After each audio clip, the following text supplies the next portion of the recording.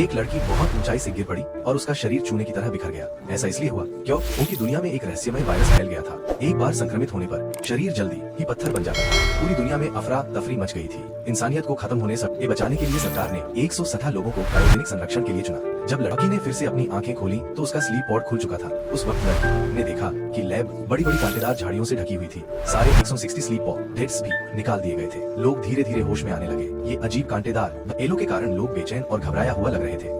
लोग पूरी तरह से दहशत में थे। उसी वक्त लड़की जब नींद के पॉड से बाहर निकलने वाली थी तभी एक राक्षस उसके पास से उड़ता आ गुजरा। राक्षस ने एक दहाड़ लगाई जिससे लड़की इतनी डरी कि वह ऊपर से नीचे गिर पड़ी। फिर उसने उस राक्षस का घोंसला देखा। अगले ही पल राक्षसों का झुंड निकल आया और लोगों को मारने लगा। तब लोग पूरी ताकत से लिफ्ट की ओर दौड़े, लेकिन जब लिफ्ट का दरवाजा खुलते ही लोग एलिवेटर के शाफ्ट में गिर पड़े। जो बच गए उन्होंने एक बूढ़े आदमी को ऊपर खींचा, लेकिन जैसे ही एलिवेटर का दरवाजा बंद होने वाला था अचानक उस राक्षस के टेंटिकल दिख गए। एक चीख के साथ एलिवेटर का दरवाजा झट से बंद हो गया। उसी वक्त किसी ने इमरजेंसी एग्जिट खोल दिया। अब सिर्फ 7 लोग बचे थे, इसलिए उन्होंने लैब से भागने की योजना बनाई और कार्रवाई शुरू की। धुंधली राह कांटेदार बेलों से भरी हुई थी। उनका भागने का रास्ता समुद्र के पानी में डूब गया था। सबकी उम्मीद फौरन टूट गई। बूढ़ा आदमी अपनी नाराजगी रोक नहीं पाया। इसी बीच कुछ पानी की बूंदें लोगों का ध्यान खींचने लगी। वो दानव का लार था। बूढ़े आदमी को दानव ने काट लिया था। दानव ने अपनी मोटी जीभ बाहर निकाली और एक ही पल में बूढ़े आदमी का सिर निकल गया। ये भयानक नजारा देख सब लोग अपनी जान बचाने के लिए भागने लगे। तभी एक लड़के ने सबको रुकने को कहा। लड़के ने बताया कि दानव की आंखें नहीं है, वो सिर्फ सुनकर ही हमला कर सकता है। पर सबको लगा कि लड़का